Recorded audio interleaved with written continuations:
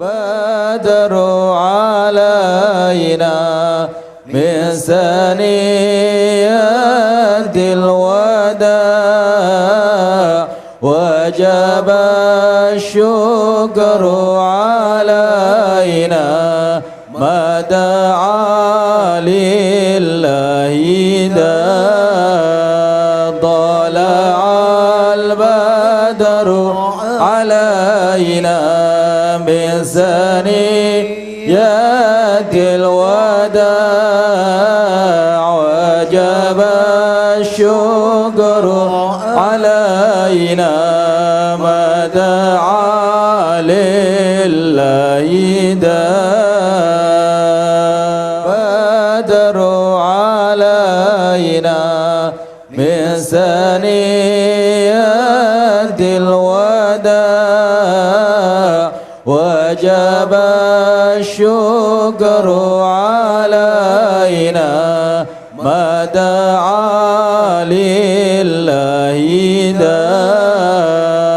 طلع البدر علينا من ثنيات الوداع وجب الشكر علينا ما دعا لله Assalamualaikum warahmatullahi wabarakatuh. Bismillahirrahmanirrahim. Alhamdulillahi rabbil alamin. Wassalatu wassalamu ala sayyidina wa maulana Muhammad afdhal anbiya'i wa khatamil mursalin wa ala alihi wa sahabatihi ajma'in. Sadatan ulama, hadaratul mustasyarin, hadaratul rasai syuriyah, ashabul ma'ahid, ashabul madaris, ashab majlis dzikir sufiyah. Yang terhormat Bapak Bupati Jepara, ini orang lama, orang baru stok lama ya. Ayyuhal hudur, 14 abad yang lalu dunia dalam keadaan jahiliyah. Di sebelah barat ada kerajaan Romawi yang sudah mempunyai agama Katolik dengan kitab sucinya Bible, The New Testament, Al-Ahdil Jadid, dengan pembangunan yang sangat maju, teknologi yang sudah maju, akan tetapi ada sisi jahiliyah yang sangat mengerikan, yaitu sistem perbudakan. Rakyat Romawi yang dianggap budak, binatang lebih dihargai daripada manusia. Seorang raja bernama Nero membakar hidup-hidup kurang lebih 600 budak, dibakar dan ditancapkan di kanan kiri jalan, dianggap sebagai lampu penerang, dan dia jalan di tengah-tengahnya. Yang paling senang bagi pejabat pembesar Romawi adalah mengadakan acara yang kita kenal acara gladiator, yaitu antara budak diadu. Kalau sudah ada yang mati salah satunya, dianggap acara sukses, berhasil, dan semua tepuk tangan. Itu jahiliyah Romawi Barat yang sampai sekarang masih kita lihat bekasnya. Apa yang dilakukan oleh Barat dan Amerika, bau-bau jahiliyah Romawi masih mereka lakukan. Ngebom Afghanistan seenaknya, ngebom Irak seenaknya. Kalau melihat umat Islam terbunuh sekian ribu, rupanya mereka senang, ketawa dan bahagia. Itu berarti sisa-sisa jahiliyah Romawi Barat. Di sebelah timur ada negara Persia, agamanya Zoroaster Majusi, kitab sucinya Avesta Sandinista, kitab undang-undangnya Hammurabi, akan tetapi undang-undang peraturan hukum hanya untuk rakyat kecil. Kalau rakyat kecil yang salah, dihukum seberat-beratnya, dipotong 2 tangannya, 2 kakinya, dilempar ke jurang, dilempar menjadi umpan binatang buas. Tapi kalau yang salah penguasa atau kenalannya penguasa, atau yang dekat dengan penguasa, atau tukang cukurnya penguasa, tidak ada ceritanya kena hukuman. Itulah jahiliyah Persia. Pernah ada pemberontakan dilakukan oleh tokoh agama yang bernama Mani, mimnya panjang loh, Mani. Dengan sekte Manawiyah, akan tetapi gagal. Juga pernah pemberontakan dilakukan oleh Mazdak, tokoh agama ingin menegakkan keadilan, melawan kezaliman, tapi juga gagal. Semuanya dihantam, diberangus. Barat Romawi jahiliyah, timur Persia jahiliyah, di tengah-tengah ada bangsa Arab. Bangsa yang sempurna jahiliyahnya 14 abad yang lalu. Tidak mengenal apa itu agama, kitab suci, nubuwah, risalah, akhlak, peradaban, budaya. Tidak mengenal itu semua. Hidup dari bersuku-suku yang satu sama lain mudah perang karena hanya masalah berebut rumput atau air. Tuhan jumlahnya 360. Antara namanya Allata, Uzza, Mana, Hubal, Ya'uq, Yahuth, Nasr, Suwa', Wud. Itu diantara nama Tuhan mereka. Kalau punya anak perempuan takut menjadi beban, dikubur hidup-hidup. Kalau bapaknya mati, ibunya masih agak beres, diambil oleh anak laki-lakinya. Eman-eman kalau diambil orang lain. Itu jahiliyah Arab. Tidak ada pendidikan. Waktu itu yang bisa baca tulis tidak lebih dari 10 orang. Qus al-Ayadi, Antaro al-Absi, Umayyah bin Abi Salat, Zuhair bin Abi Salma. Kira-kira itulah yang bisa baca tulis. Lainnya buta huruf. Di tengah-tengah masyarakat seperti itu lahir seorang bernama Muhammad sallallahu alaihi wasallam. Semenjak masih dalam kandungan ibundanya 2 bulan, ayahandanya meninggal. Lahir sebagai yatim, dipelihara oleh ibundanya Sayyidah Aminah. Baru usia 6 tahun ibundanya meninggal. Dipelihara oleh kakeknya Syekh Abdul Muthalib. Baru usia 8 tahun kakeknya pun meninggal. Kenapa itu? Agar yang mendidik langsung, membentuk karakternya Allah sendiri. Adzabani Rabbi fa ahsana ta'dibi. Yang mendidik aku adalah Allah, bukan manusia.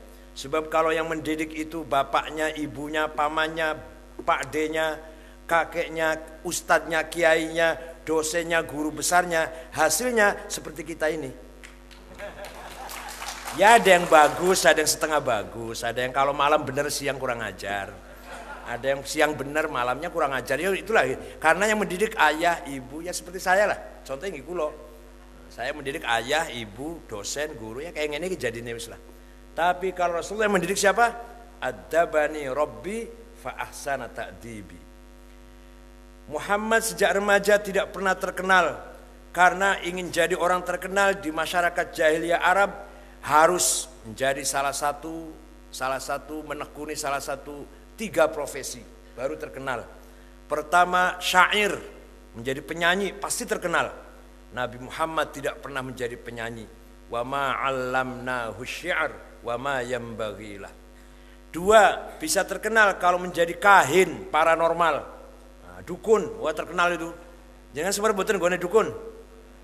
Teng Cilacap, Gunung Serandil, atau ujung kulon Banten, kadang dukun Banyuwangi, Lumajang kadang itu bisa terkenal dicari orang. Orang Jakarta pun cari dukun ke bawah.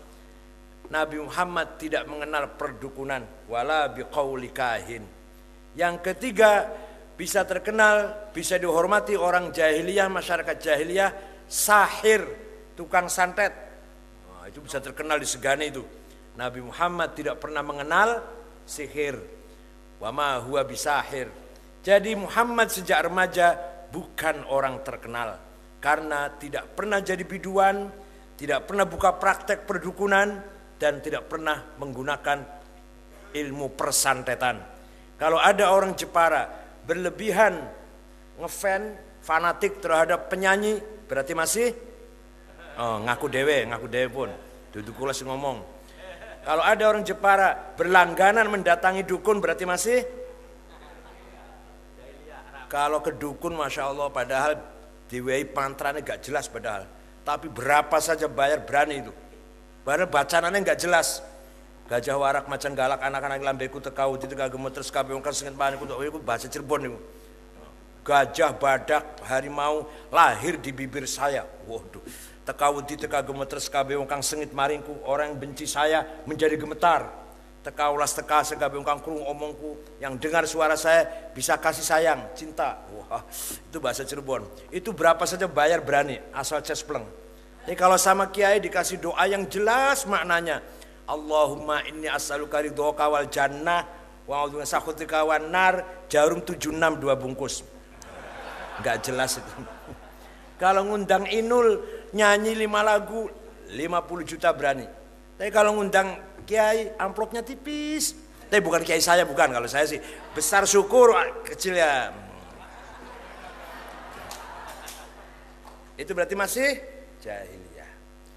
Nah, tiba-tiba yang menggemparkan, mengagetkan semua orang, Muhammad yang buta huruf, yatim piatu, tidak pernah terkenal, tiba-tiba mengatakan begini, وَلِيَعْلَمَ الَّذِينَ أُوتُوا الْعِلْمَ أَنَّهُ الْحَقُّ مِنْ رَبِّكَ فَيُؤْمِنُوا بِهِ فَتُخْبِتَ لَهُ قُلُوبُهُمْ وَإِنَّ اللَّهَ لَهَادِي الَّذِينَ آمَنُوا إِلَى صِرَاطٍ مُسْتَقِيمٍ.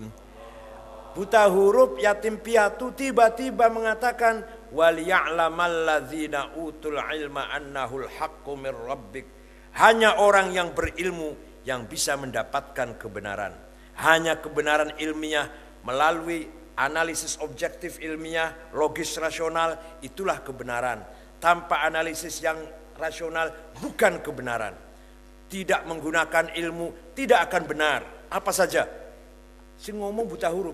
Nah, si ngomong guru besar pantas. Si ngomong dokter pantas. Ini si ngomong buta huruf. Menurut dari Karimun Jawa menurut kira-kira. Kalau dari Jakarta yang ngomong kepengen Bantes, yang ngomong dari Karimun Jawa buta huruf, ujung-ujung ngomong, pengen benar kudu karo ilmu loh. Kalau kamu ingin benar dalam membangun, menata kehidupan, membangun masyarakat, harus berdasarkan ilmiah. Si ngomong buta huruf, heboh betul niki. 14 abad yang lalu, tiba-tiba mengatakan demikian. Kalau ente ingin benar, kalau kita ingin benar, ingin hak, harus menggunakan ilmu pengetahuan. Dengan ayat ini maka dulu umat Islam generasi awal berlomba-lomba membangun peradaban ilmu pengetahuan. Dengan dorongan ayat ini. Maka paling enak Bu cerita umat Islam dulu. Kalau umat Islam sekarang diceritakan sepet rasanya. Ngantri zakat sing mati selikur, wong Islam sekarang gini Bu. Kampanye P3 PKB sing mati piro? Mati piro mbiyen? Ngisi-ngisinaken. Tapi kalau umat Islam dulu luar biasa Bu. Quran diturunkan pada Rasulullah, ketika turun ditulis oleh kru penulis, juru penulis, Zaid bin Thabit, Ubay bin Ka'ab, Abdullah bin Mas'ud, Sayyidina Ali, tapi kadang absen karena sering tugas keluar. Tulisan Arab waktu itu belum sempurna, titik saja tidak ada. Nek panjenengan mboten percaya, ayo karo aku nang Turki di Istanbul. Masih ada fotokopi suratnya Rasulullah, Quran juga ada. Titik wae ora ono. Kula mun mboten saged maca napa panjenengan. Titik mun mboten wonten. Nah, setelah Islam berkembang luas, maka ada kebutuhan yang mendesak, tulisan Arab harus disempurnakan agar benar, supaya benar. Tahun 62 Hijriah, Abul Aswad Ad-Du'ali wadi'un nuqat 'alal huruf, menciptakan titik pada huruf-huruf. Ba titik 1 di bawah, ta titik 2 di atas, ta titik 3 dan seterusnya. Baru orang banyak bisa baca. Sudah ada titik, masih banyak orang yang nggak bisa baca Quran. Maka Imam Khalil bin Ahmad Al-Farahidi yang wafat tahun 185 Hijriah bikin syakl, fathah, dhammah, kasroh, fathaten, domaten, kasroten, sukun, tasjid, siddah. Itu Imam Khalil bin Ahmad Al-Farahidi, gurunya Imam Sibaweh. Sudah ada titik, sudah ada harokat, masih banyak orang Banyumas, Cilacap, Banjarnegara, Purbalingga, Kebumen. Kalau baca Quran sampai sekarang, innallaha wasimun ngalim. Kalau panggil saya kayak sangit ngakil, Ahlussunnah wal Jamaah, sapangat Rasul. Itu kiainya loh, kiainya itu bukan orang awamnya. Artinya keluarnya suara mengeluarkan huruf makhraj tidak benar. Maka Imam Abu Ubaid Qasim bin Salam yang wafat tahun 224 bikin ilmu tajwid tilawatil Quran, tajwid qiraatil Quran. Ilmu tajwid baru ada tahun 200-an, diciptakan oleh Abu Ubaid Qasim bin Salam. Baru ada istilah ikhfa, idhar, idgham, qalqalah, mad lazim, mad jaiz. Coba kalau nggak ada tajwid, alif lam mim dibacanya alam. Alif lam ro alar. Salah Mas. Ya, yang nyalahkan itu ilmu tajwid tuh. Yang nyalahkan ilmu tajwid. Kalau ilmu lain nggak bisa nyalahkan. Paham betul? Saya baca alar. Tidak ada ilmu yang bisa menyalahkan itu kecuali ilmu tajwid. Salah Mas. Bacanya yang ini. Alif lam mim. Namanya mad lazim harfi musaqqal. Kan ngoten nggih? Ilmu yang lain nggak bisa menyalahkan begitu. Itu artinya kita tidak bisa benar baca Quran kalau tanpa ilmu tajwid. Ilmu tajwid yang bikin ulama. Artinya kita tidak bisa baca Quran benar kalau tidak ada ulama. Kalau hanya ada depak saja belum tentu benar itu. Harus ada ulama lah. Kalau ada depak ada. Aduh, mohon maaf. Enggak, kalau depak Jepara bagus, ini depak yang anu. Enggak guyon bercanda. Dan yang penting kalau depak itu kan nikahkan orang dan ngurusin talak orang gitu ya, yang paling penting itu. Apalagi ketika abad terakhir Hijriah, awal Hijriah, banyak hadis palsu demi kepentingan politik, kepentingan bisnis, kepentingan etnik, kabilah, hadis palsu semrawut. Oleh karena itu Khalifah Umar bin Abdul Aziz tahun 99 Hijriah memanggil seorang ulama namanya Syihabuddin Roma Hurmuzi. Nah ini sekjen P3 ini. Syihabuddin Roma Hurmuzi, Kiai bisa nggak bikin ilmu menseleksi hadis? Bisa, siap. 1 minggu beres. Lahirlah ilmu mustalahul hadis, sahih, hasan, dhaif, dan seterusnya, marfu, maktub, munqati, dan seterusnya lah. Kalau itu ini istilah mustalah hadis, tapi kalau istilahnya mubalek Jakarta lain. Kalau mubalek saling nyapa. Gimana tadi malam? Sahih, itu artinya amplopnya tebal. Gimana? Dhaif, tipis. Tapi kalau gimana? Sahih ghairi, itu artinya amplopnya tipis tapi sing ngelungke bocah wedok ayu. Nah, itu sahih ghairi itu. Itu pertama kali ada ilmu mustalah hadis tahun 99 Hijriah, Syihabuddin Roma Hurmuzi atas perintah Khalifah Umar bin Abdul Aziz. Begitu pula usul fiqh. Ini panjang kalau cerita ilmu. Sampai jam berapa ini? Seorang gubernur namanya Abdurrahman Al-Mahdi kirim surat pada Imam Syafi'i. Imam Syafi'i itu namanya Abdullah bin Idris bin Syafi'. Lahir tahun 150, wafat tahun 204 Hijriah. Masih tua saya. Saya 58 sekarang. Imam Syafi'i hanya 54. Luar biasa kan? Imam Syafi'i itu umurnya cuma 54. Tapi ilmunya luar biasa. Usianya pendek tapi jembar. Di Jepara banyak orang usianya panjang tapi ciut. Lumayan tuh suara satu pilkada lah. Kiai Wahid Hashim itu bapaknya Gus Dur usianya 39. Masih sudah wafat itu. Makanya Kiai Wahid Hashim itu kurang terkenal. Kalah terkenalnya kalau bapaknya dan anaknya. Diapit oleh bapak dan anak terkenalnya. Oleh Mbah Hashim dan oleh Gus Dur. Yang Kiai Wahid kurang terkenal. Satu karena usianya tidak panjang. Maka kurang terkenal. Kurang banyak orang kenal. Kita harus tahu. Tapi secara umum banyak orang tidak kenal. Beda dengan Kiai Hashim atau anaknya Gus Dur lebih terkenal. Nah, Imam Nawawi 45 tahun, Imam Ghazali 55 tahun, Imam Syafi'i 54 tahun. Gubernur tanya pada Imam Syafi'i, Syekh, gimana cara memahami Islam? Cara memahami Islam yang benar, yang sempurna. Imam Syafi'i memanggil muridnya namanya Rabi' bin Sulaiman Al-Muradi. Rabi' sini duduk, ambil kertas, ambil pulpen. Ini ada surat dari gubernur, ayo kita membalas surat ini.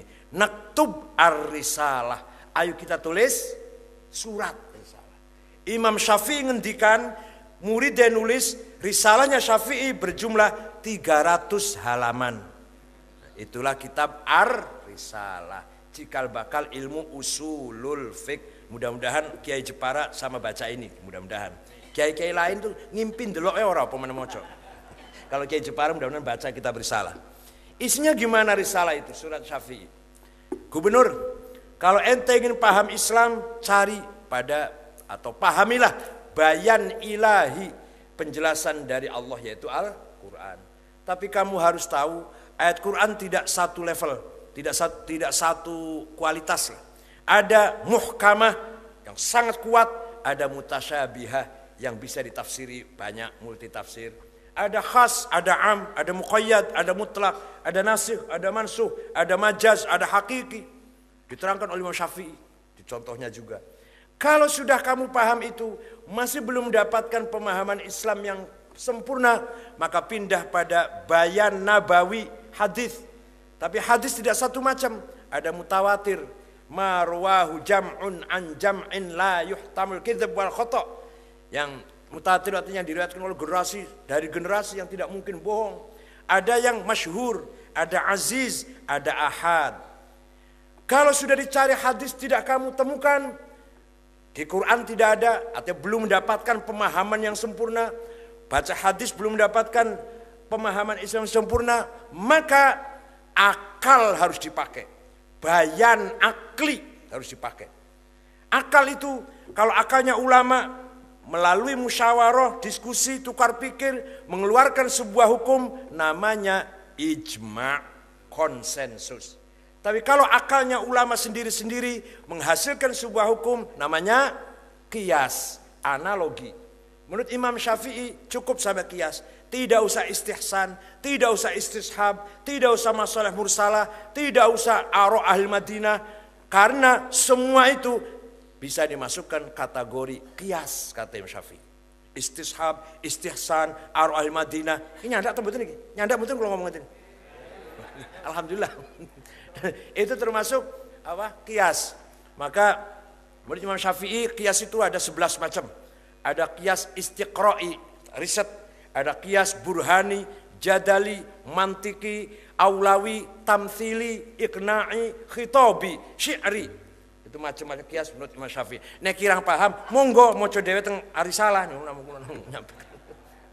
Nek kula rinci 2 tahun saya nerangke di sini kalau 2. Nah, artinya apa? Kalau ingin paham Islam, pertama kita harus menggunakan Quran dan paham model-model ayat Al-Quran. Kedua hadis dengan paham kualitasnya hadis. Kalau tidak ketemu, akal harus kita pakai. Akalnya ulama tapi bukan akal jenengan sanes. Akalnya ulama. Nah, kalau akalnya ulama dengan kompak kolegial, maka dinamakan ijma'. Kalau individu namanya qiyas. Dengan ijma' dan qiyas lahirlah sebuah ilmu namanya ilmu fikih. Ilmu fikih itu apa? Juklak dalam menjalankan perintah agama. Contoh, di dalam Al-Quran aqimus sholah, wajib sholat. Berapa kali sholat? Di Quran tidak ada. Namanya sholat, jenenge opo sholat? Nggak ada di Quran. Piro rakaate? Boten wonten teng Quran. Kapan dijalankan waktunya? Boten wonten teng Quran. Ada di hadis. Salat namanya kholal yang wajib 5 kali sehari semalam. Namanya zuhur, asar, maghrib, isya, subuh. Rakaatnya, waktunya. Tapi prakteknya, apa saja harus kita penuhi sebelum sholat? Namanya syarat. Apa saja harus kita penuhi di dalam sholat? Namanya rukun. Di hadis tidak ada. Maka ulama berusaha membuat juklak caranya sholat. Arkanus sholati arba'ata asyar, rukunya sholat 14, takbiratul ihram, an-niyah, al-qiyamu liman istata'a, qiraatul fatihati fihi, ar-ruku'u, at-tuma'ninah. Itu bikinannya ulama, metodenya namanya ijma' dan qiyas. Tapi kalau ini ijma' nih, bukan qiyas, ijma'. Tanda lain melahirkan rukunya sholat, syaratnya sholat, baligh, Islam, masuk waktu, dan seterusnya. Oke? Jadi kalau kita sholat tanpa menggunakan fikih bisa nggak kira-kira? Ayo ada orang mau belajar sholat, ojo ndelok nang masjid lho, belajar dewe nang rumah, ndeloke nang Quran hadis, mboten bakal saged. Kalau hanya Quran hadis goblok nanti. Kalau mau sholat belajar ilmu fikih gampang. Tapi saya ngerti, kalau ngerti, saya kira wong ngomong, ayo kita kembali Quran dan hadis sesuai dengan sholat tuntunan sholat Quran. Kalau ngerti niku maksude buku cilik niku sing ono gambare bocah wudu tengkeran lho. Gambar bocah wudu nang keran, itu gambar takbir. Itu maksudnya sholat menurut Al-Quran. Ya Allah. Ini sholat Sabina Sulam ini orang dianggap menurut Al-Quran. Sebenarnya gambar bocah sholat itu bocah cilik nang keran terus itu menurut Al-Quran itu goblok. Oh jadi andel ngomong. Bon. Begitu pula ilmu-ilmu yang lain. Orang pertama kali mentafsiri Quran dengan sempurna awal sampai akhir Abu Ja'far Ibnu Jarir At-Tabari dari Tabaristan. Orang pertama kali menyelidiki ilmu balaghah, ilmu kalam, Wasil bin Atha, ilmu balaghah, Amr bin Ubaid, Ma'ani, Bayan, Badi'.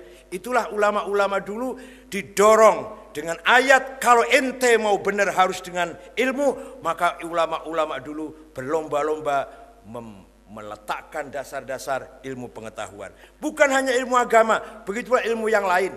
Abu Bakar Ar-Razi, seorang dokter yang pertama kali menulis kitab Al-Hawi yang isinya membahas Al-Khisbah, penyakit cacar. Hasan bin Haitam, orang pertama kali mencoba membuat optik kacamata. Siapa lagi? Ahmad bin Majid, orang pertama kali bikin kompas, alat navigasi, ingin mencari arah utara, barat, timur, dan seterusnya.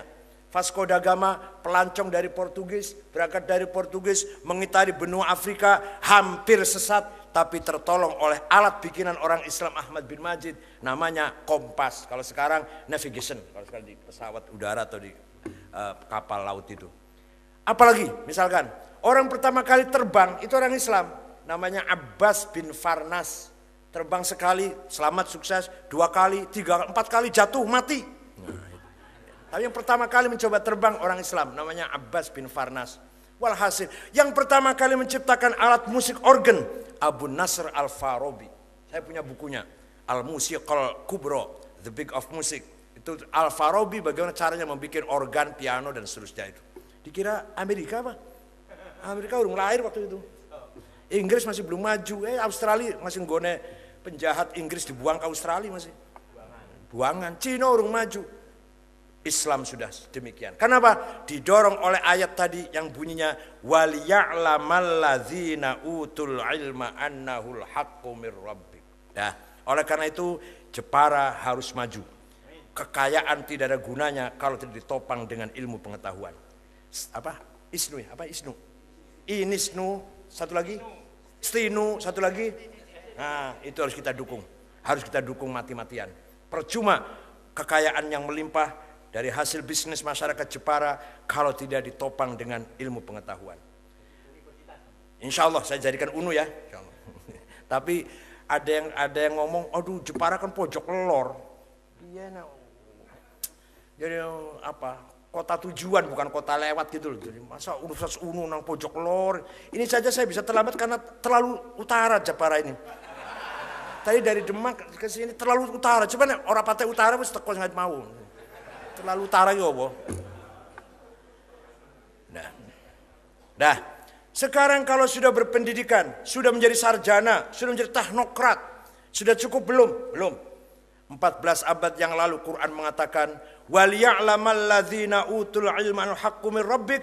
Kebenaran harus berdasarkan analisis ilmiah, tapi harus fayu'minu bih, harus beriman kepada Allah. Orang pinter, sarjana kalau tidak beriman cenderung jahat. Kalau orang pinter jahat, lebih baik orang bodoh. Orang bodoh mencuri sepatu di masjid, orang pinter mencuri pabrik sepatu. Sama orang pinter paling korupsinya memasukkan surat nikah, halah paling 5 juta itu paling memasukkan tanda tangan istri tua. Kampungan banget korupsinya kampungan. Korupsi tenanan gitu lah.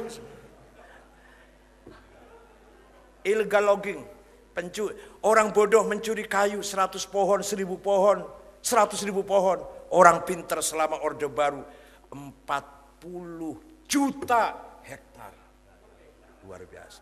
40 juta hektar. Kalau orang Jepara nyolong jati paling satu suwit paling. Luar biasa. Kan hutan dijaga oleh polisi. Polisi yang jaga pakai sepeda motor tahun 73 yang mencuri dari Jakarta pakai helikopter. Ayo kejar. Ayo polisi ngejar ayo. Sepeda motornya tahun 73 dulu.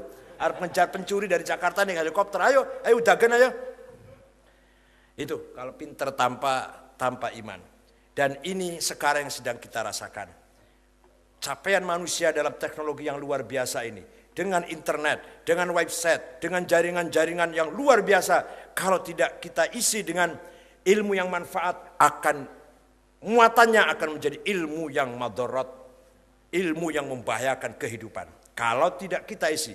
Oleh karena itu dakwah kita tidak cukup hanya dengan ceramah, tidak cukup hanya dengan khutbah. Khutbah penting, ceramah penting, tapi juga mari kalau bisa kita punya jaringan website, kita isi.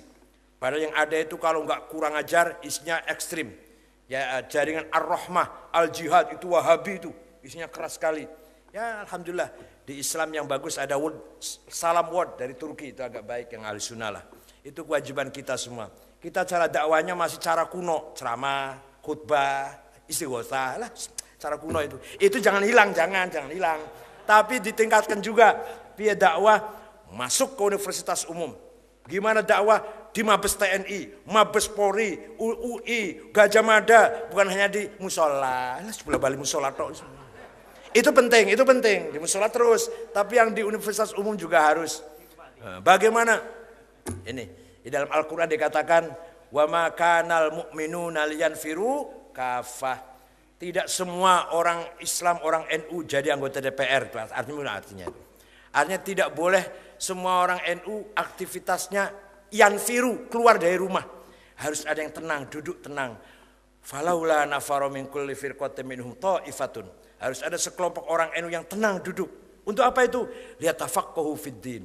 Memahami, mendalami, memperluas, meningkatkan pemahaman agama. Yang serius, tenang. Dan kita kalau sudah alim harus pegang masjid. Jangan sampai masjid dipegang oleh yang jenggot-jenggot itu. Harus kita usir mereka itu. Gak layak jadi imam masjid. Keluarkan mereka itu dari masjid. Karena kita lah yang paling tafaqquh fiddin. Mesantren 4 tahun, 6 tahun, nang sarang, nang tanggir, punya balik kerapiak. Masa gak pegang masjid, dipegang oleh keluaran pesantren kilat 2 minggu libur sekolah. Mek menang jenggotnya karo jidate ireng. Tiyang niku nek jenggoten nyun sewu. Nek tau nek jenggoten, syaraf sing benernya kanggo nang akal cerdas ketarik nang jenggot. Tenan. Takon yang dokter pun dokter aja takon kula lah. Jadi ora usah jenggoten. Gus Dur cerdas mboten jenggoten, Khalis Majid cerdas mboten jenggoten. Sama mana ya contohnya? Cerdas mboten jenggoten lah. Jadi sebenarnya syaraf itu kanggo mriki, nggo mriki jadi ngomong.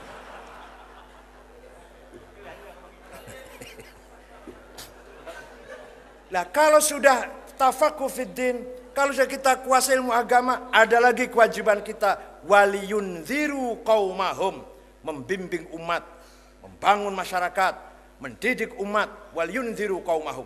Lah yatafaqqahu dan yunziru fi ilmu dhari. Fi ilmu dhari itu zamannya hal dan istiqbal. Zamannya saiki karo sing arep teko. Jadi cara memahami agama, cara inzar membimbing umat juga harus kontekstual, harus munasabah lil waqi, mutabaqah liz zaman wal makan, muqtadul hal, harus sesuai dengan tantangan. Kiainya ngajarnya begini, yang dibaca Fathul Qorib takrib, nganggo sarung ora nganggo surah dalam.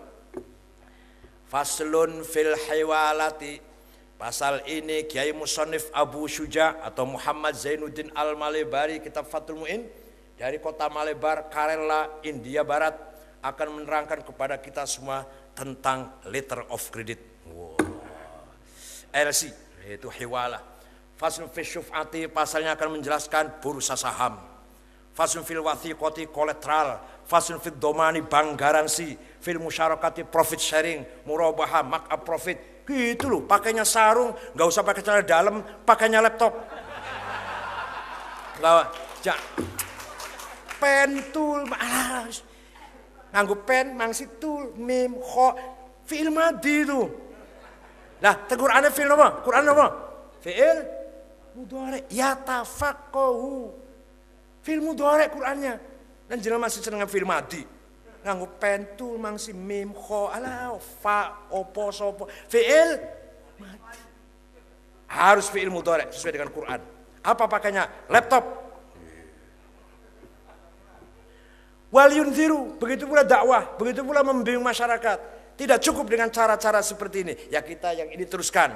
Tapi juga banyak orang yang tidak segan, sudah tidak senang menghadiri pengajian. Bagaimana cara dakwah kepada mereka? Ada caranya sendiri. Biar dakwah di musola harus, tapi di universitas umum juga harus. Di Mabes TNI, Mabes Polri, di Jaksa Agung, di Kejaksaan, di pengadilan. Harus kita dakwai semua. Harus kita inzar semua mereka itu. Supaya benar, kita bimbing. Tapi sampean yang akan melakukan inzar harus diterima oleh mereka. Dengan cara yunziru fi ilmu dhari. Metode yang canggih, yang kontekstual. Kalau masih caranya ittaqullahu usikum wa nafsi. Hadirin yang saya hormati. Sekarang kalau sudah berilmu dan beriman cukup belum? Belum. Al-Quran mengatakan satu langkah lagi. Fatuh bitalahu qulubuhum. Berilmu dan beriman dan berakhlak mulia, berhati bersih. Ikhbatul qulub, al-qulubul mukhbitah. Pinter, ya beriman NU ya beriman tapi akhlaknya jahat. Saben dino tukaran terus, saben dino mencaci maki, saben dino ora akur karo tangga, ngremehaken tangga, hasud, takabur dan lain-lain dah. Seneng mboten ngoten niku? Jenengan seneng mboten? Ono wong pinter, dokter ya haji ya saleh mukmin, tapi akhlaknya bejat, hasud, takabur, dengki, ngremehaken kanca, orang ngreken tangga wis lah. Ngoten niku manfaat mboten? Mati wae yang ngono ora seduripi lah. Nah, yang dibutuhkan oleh kita bangsa ini adalah di samping menguasai ilmu pengetahuan, beriman kepada Allah, pada Tuhan, dan berakhlak, berbudaya, beretika, dan bermoral. Kalau tidak, bangsa ini akan bangkrut, bukan hanya Jepara, tapi ke bangsa Indonesia. Alhamdulillah NU punya cara bagaimana membangun bangsa ini berakhlak. Mbah Hasyim Asy'ari cita-cita mendirikan NU bukan untuk kemenangan politik, bukan untuk oposisi, tapi untuk mewujudkan 3 ukhuwah. Ukhuwah Islamiyah, persaudaraan yang berdasarkan akidah dan ideologi. Mari sesama umat Islam harus bersaudara. Semua umat Islam bersaudara. Asal sesama agama Islam, itulah namanya ukhuwah Islamiyah. Termasuk dengan Syiah. Tidak boleh kita musuhi. Coba kalau kita anggap Syiah itu keluar dari Islam, betapa ruginya kita, baik secara geografis maupun demografis. Warga Syiah itu di dunia sekitar 200 juta. Apa mau kita tidak akui dari Islam? Apa kita keluarkan dari umat Islam? Kita coret gitu? Rugi nggak itu? 200 juta keluar itu. Sekarang secara geografis ilmu bumi, secara peta, kalau Iran dikeluarkan dari alam Islam, dunia Islam, rugi nggak itu? Itu petanya negara Iran luas banget Bu. Kita coret, ini bukan masyarakat Islam, bukan negara Islam. Rugi nggak itu? Kalau yang dicoret itu kotor cuma 30 kilometer, penduduknya cuma 750.000, itu pun jangan. Tapi orang patek rugi lah. Yang dicoret itu negara cilik, penduduknya 1 juta, 750.000, wilayahnya cuma 30 kilometer persegi. Iku ya ojo sampai hilang. Tapi saumpama kok hilang, orang patek rugi kan? Tapi ini Iran. Kalau kita coret dari peta Islam, rugi besar Pak. Peta dunia segitu luasnya negara Iran. Mau kita nggak mengakui dia itu peta Islam, rugi besar. Oleh karena itu, ukhuwah Islamiyah, perbedaan harus kita hormati. Tidak boleh dijadikan alasan untuk permusuhan atau saling membenci. Itu ukhuwah Islamiyah.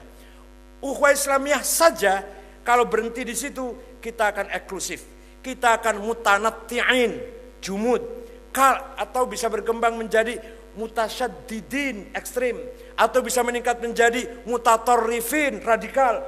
Malah kita takutkan menjadi irhabiyin, teroris. Kalau hanya berhenti pada ukhuwah Islamiyah. Teroris ini luar biasa. Di daerah saya Cirebon ada pesantren Wahabi namanya As-Sunnah.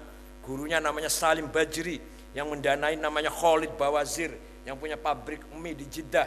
Bikin pesantren As-Sunnah di Cirebon Selatan, Kecamatan Kaligeraksan, Jalan Tanjung Barat, Jalan lupa sih. Nah, itu menghasilkan alumninya Syarifuddin, pengebom Masjid Polresta Cirebon, Ahmad Yusuf, pengebom Gereja Betel Solo. Nah ini luar biasa kan. Begitu pula di Kudus ada namanya apa? Tolut dari Kudus ya. Tolut dari Kudus. Kalau dari Pemalang, Umar Patek. Umar Patek itu nama aslinya Hisham Bawazir. Mertuanya namanya Haji Sofi, tokoh Muhammadiyah, punya pom bensin mertuanya. Nah, itu mantunya teroris namanya Umar Patek. Begitu pula Dulmatin juga Pemalang dan lain-lain lah. Dari Kuningan, dari Desa Manis Lor, Kecamatan Jalaksana, Kuningan, Jawa Barat, banyak itu. Ada Saifuddin yang tukang pot bunganya Hotel Ritz-Carlton, Itu juga dari Kuningan. Wah, banyak kalau saya katakan, saya ceritakan. Ini luar biasa. Sejak tahun 80-an kemari mulai muncul kelompok Islam radikal. Pertama radikal dalam akidah, lama-lama radikal dalam tindakan. Pertama cuma dakwah, iki bid'ah, iki fasik, iki ojo, iki haram, iki bid'ah. Radikal dalam akidah ajaran. Tapi lama-lama akan menjadi radikal tindakan. Sebab orang yang dikatakan ziarah kubur musyrik, maulid nabi bid'ah, onong NU musyrik. Iya, kalau gitu boleh dibunuh dong. Tinggal tunggu waktunya. Berani apa tidak, tega apa tidak, ada kesempatan apa tidak. Ketika ada kesempatan, ada rasa tega, berani, pasti akan membunuh kita semua. Tinggal berani apa tidak, nekat apa enggak, tega apa tidak, kesempatannya ada apa enggak. Begitu ada kesempatan dan dia mau nekat dan tega, kita ini akan dibunuh semua. Pertama dari radikal dalam akidah, lama-lama menjadi radikal tindakan. Karena kita semua dianggap musyrik semuanya kita ini.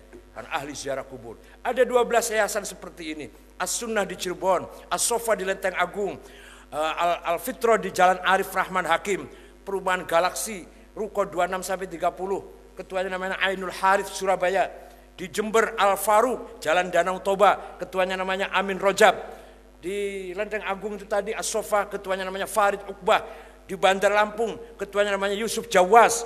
Itu sebuah kelompok-kelompok Islam radikal, Wahabi, Salafi yang sangat-sangat anti dengan Nahdlatul Ulama. Mereka punya dana, dananya Pak fauqol khoyal dananya. Paham nggak fauqol khoyal? Di atas khayalan kita dananya mereka itu, banyaknya itu.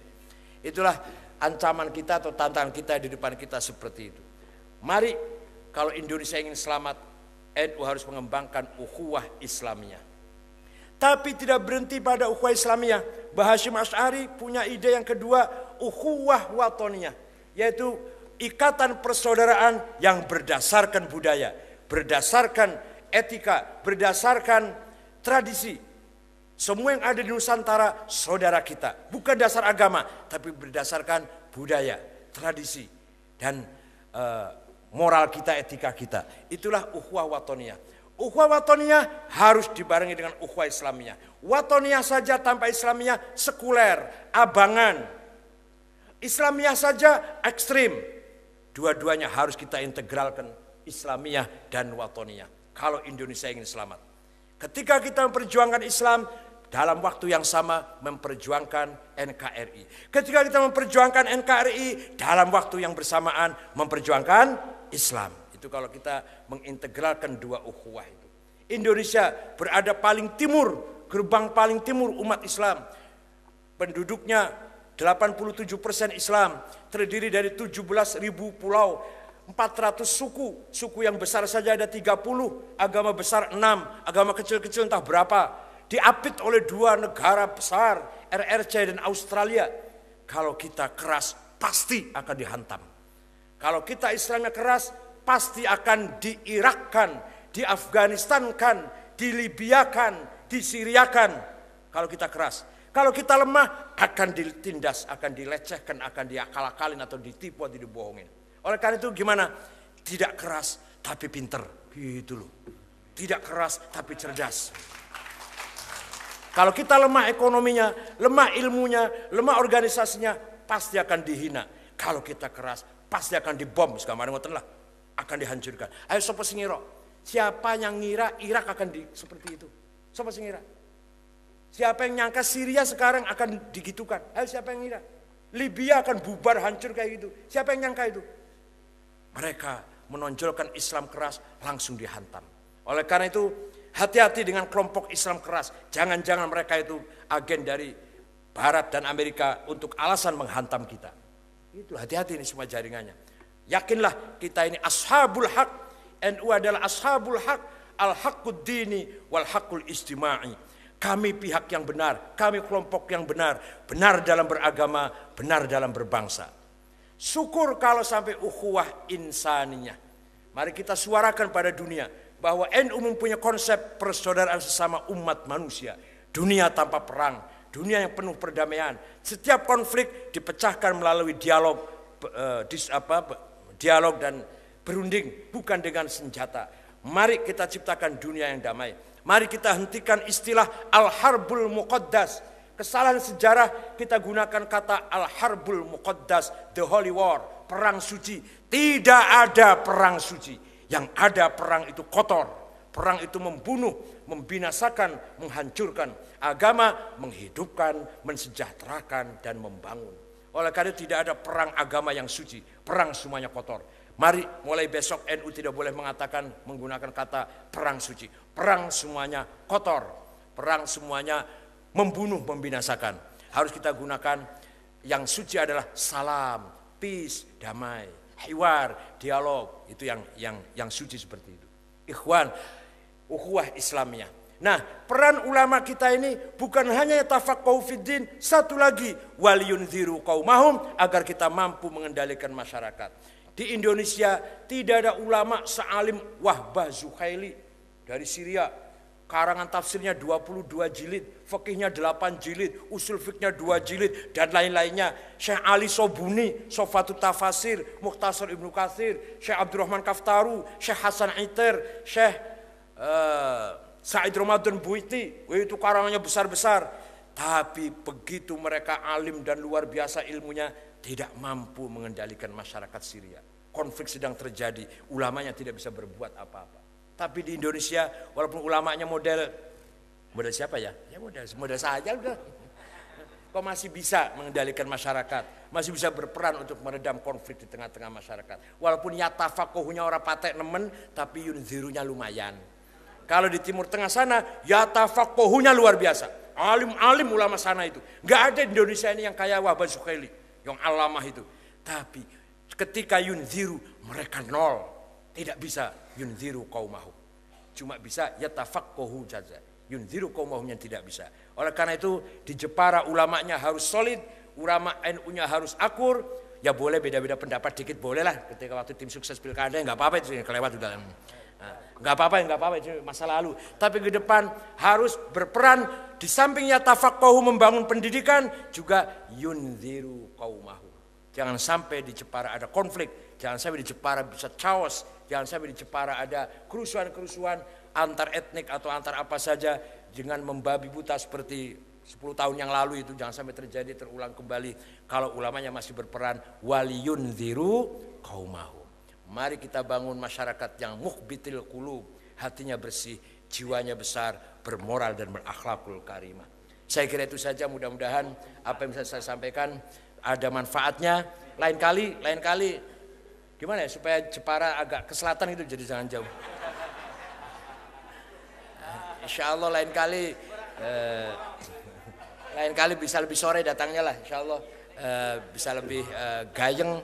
Tapi insya Allah ini saja kalau kita pegang betul akan bermanfaat untuk membawa NU ke depan sebagai jam'iyah ahli sunnah wal jamaah, ahli sunnah yang taat beribadah, berpegang teguh dengan agama, wal jamaah membangun kebersamaan. Itu artinya ahli sunnah taat beragama, wal jamaah membangun kebersamaan. Jangan pecah belah, jangan bertengkar, jangan konflik. Artinya wal jamaah.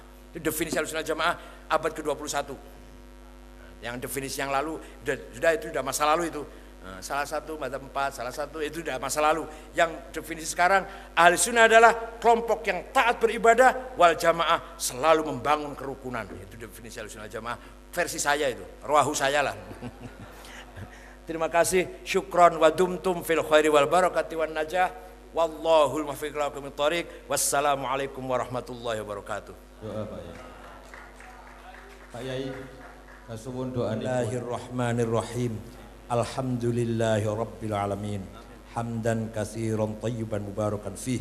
Allahumma shalli salatan kamilatan wa sallim salaman tamma ala sayyidina Muhammadin alladzi tanhallu bil qudwatil fariju bil kurab wa tuqda bil hawaij wa tunalu bi ragha'i wa husnul khatim wa istasqal ghamam bi wajhil karim wa ala alihi wa sahbihi fi kulli hatin wa nafasin bi hadri kulli ma'lumin lak.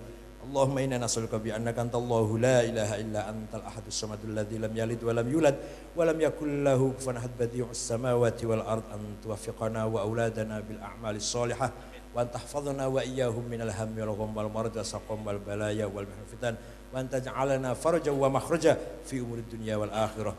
Allahumma innahu laysa fis samawati dawarat wala fil ardi ghamarat wala fil jibali madarat wala fil bihari qatarat wala fil uyuni lahadzat wala fil ashjari waraqat wala fil sami harakat illa wa hiya bika arifat wala ka musyahidat wa alika dallat fi mulkan tahirat fabil qudratil lati sakharta biha ahlal ardi was samawat sakhir li jam'iyatina qulubal makhluqat sakhir lana qulubal makhluqat sakhir lana qulubal makhluqat wa'atif qulubal alamina bi asnana wa bisna qabulan bisal mahat Allahumma fi ummati sayyidina Muhammad Allahumma Muhammad sayyidina Muhammad farij an ummati sayyidina Muhammad Rabbana khtim lana bil imani wal islam waj'al 'inda intihai ajalina min hadhihi dunya akhir kalamina kalimat la ilaha illallah Muhammad Rasulullah Rabbi yassir wa la tu'assir biatum lana bil khair Rabbana atina fid dunya hasanah wa fil akhirati hasanah wa qina adzaban nar wa sallallahu alaihi sayyidina Muhammadin nabiyil ummi sallam subhana rabbika rabbil izzati amma yasifun wa salamun alhamdulillahi rabbil alamin al-fatihah. Profesor Dr. Kiai Haji Said Agil Sirot, Ketua Umum Tanfidiyah Pengurus Besar Nahdlatul Ulama yang telah menyampaikan mu'idahnya, mudah-mudahan bermanfaat bagi kita semua, amin Allahumma amin. Kami atas nama pembawa acara dari awal hingga akhir bila ada kesalahan kekhilafan mohon maaf yang sebesar-besarnya. Al-afu minkum wallahul muwaffiq ila aqwamit thariq. Wassalamu alaikum warahmatullahi wabarakatuh. Sallu ala Nabi Muhammad.